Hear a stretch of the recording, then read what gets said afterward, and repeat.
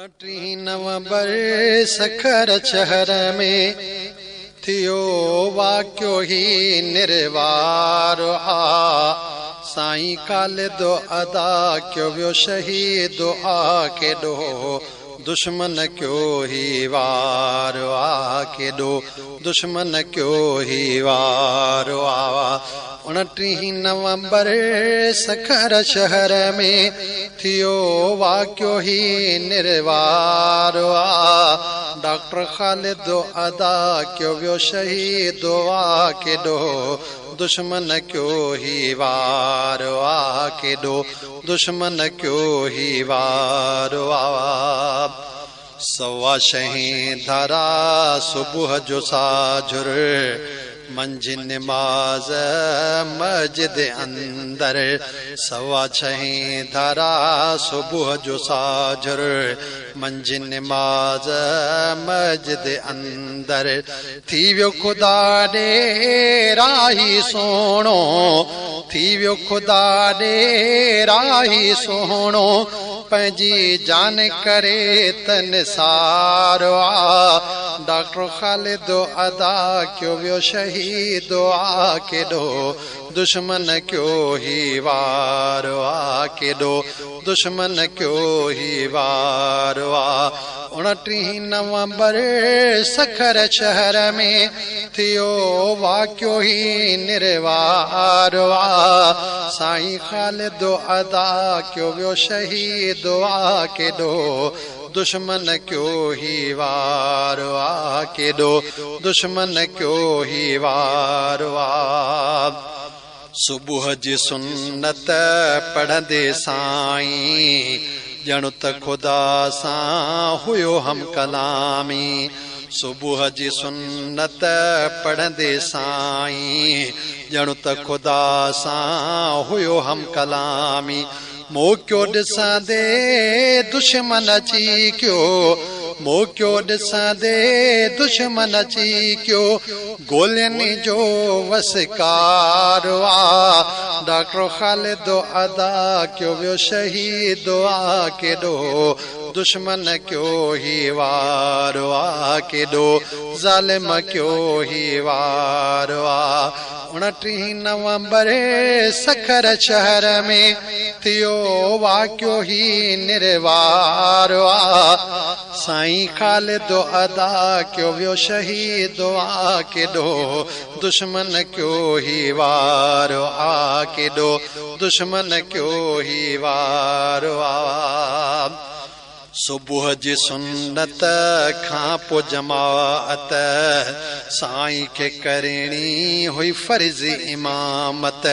सुबह जी सुन्नत खां पो जमाअत साईं के करणी हुई फर्ज इमामत पर रत में ॾेई आखिरी सजदो पर रत में ॾेई आखिरी सजदो कयो जन्नत जो वापार साईं खालिद अदा क्यों व्यो शहीद आके दो जालिम क्यों ही वार आके दो दुश्मन क्यों ही वार 29 नवंबर सखर शहर में थियो वाक्यो ही निर्वार डॉक्टर खालिद अदा क्यों व्यो शहीद आके दो दुश्मन क्यों ही वार आके दो जालिम क्यों ही वार खबर पुगी जो ही अज तेड़े हर अख आली थी पई उतेड़े खबर पुगी जो ही अज तेड़े हर अख आली थी पई उतेड़े हर माण्हू भगो ऐं लाड़े काणे पुगो हर माण्हू भगो अची लाड़े काणे पुगो जिते साईं जो मदरे सोयार डॉक्टर खालिद अदा क्यों व्यो शहीद आके दो दुश्मन क्यों ही वारो आ केॾो ज़ालिम क्यों ही वारो आ 29 नवंबर सखर शहर में थियो वाक़ियो ही निर्वारो आ साईं ख़ालिद अदा क्यों वियो शहीद आ केॾो ज़ालिम क्यों ही वारो आ केॾो दुश्मन क्यों ही वारो आ अरब रुनो आ अजम रुनो आ मुस्लिम ऐं गैर